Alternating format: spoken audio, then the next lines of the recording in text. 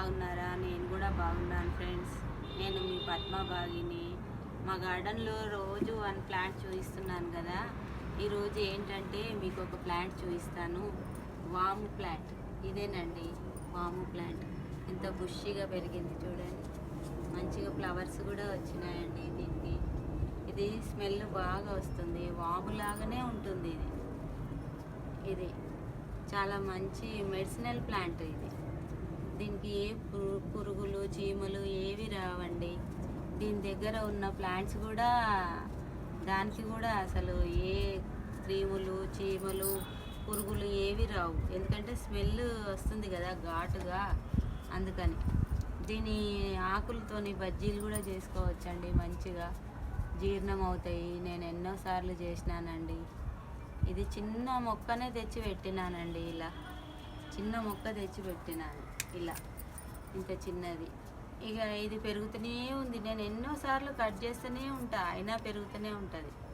ఎంత మంచిగా. నేను రోజు వన్ లీవ్ తింటూనే ఉంటానండి ఇట్లా కడుక్కొని. గార్డెన్కి వచ్చినప్పుడల్లా పిల్లలు కూడా వస్తుంటారు మా గార్డెన్లోకి. ఇక కడిగి ఇస్తాను వీళ్ళు ఒక ఆకు తినండి అని. తింటుంటారు పిల్లలు. కారం ఉందండి అంటారు. కారం ఉంటేనే దగ్గు తగ్గిపోతుంది, తినండి అంట.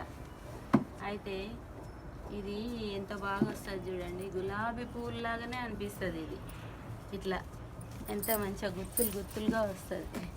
అది గులాబీ ఫ్లవర్స్ లాగానే ఉంటుంది, గ్రీన్ గులాబీలా.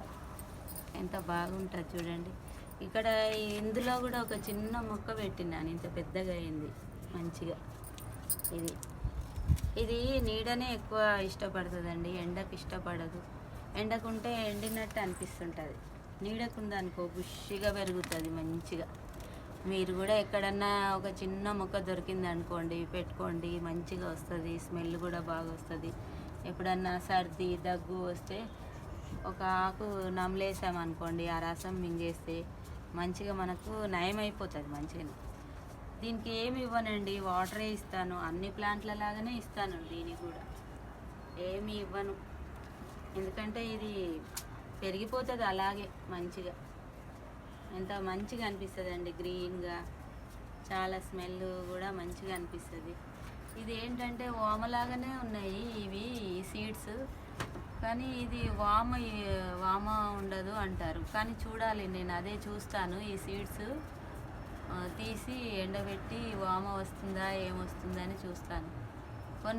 కొంతమంది వీడియోలలో చూశాను నేను. వాము చెట్టు అంటారు కానీ ఇది వాము కాదు అంటారు.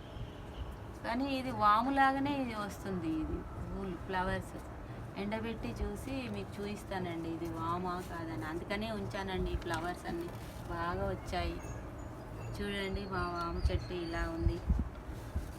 ఎన్నిసార్లు విరిచాను, బాగా వస్తుందండి వాము.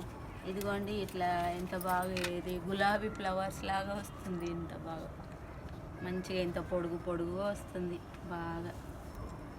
ఇంత మొక్క పెట్టండి వస్తుంది బాగానే. ఇక దీంట్లోనైతే ఒట్టిగానే ఇట్లా పెట్టాను, నాటాను. దొడ్డుది ఒకటి ఇరిగిపోతే ఇంత బాగా వచ్చింది చూడండి. ఇదేనండి ఈరోజు వీడియో. ఈ వీడియో నచ్చితే కనుక మీరు లైక్ ఇవ్వండి, షేర్ చేయండి, సబ్స్క్రైబ్ చేసుకోండి. మళ్ళీ ఇంకో వీడియోతో మీ ముందుకు వస్తానండి. సరేనండి, మరి బాయ్ అండి. మరి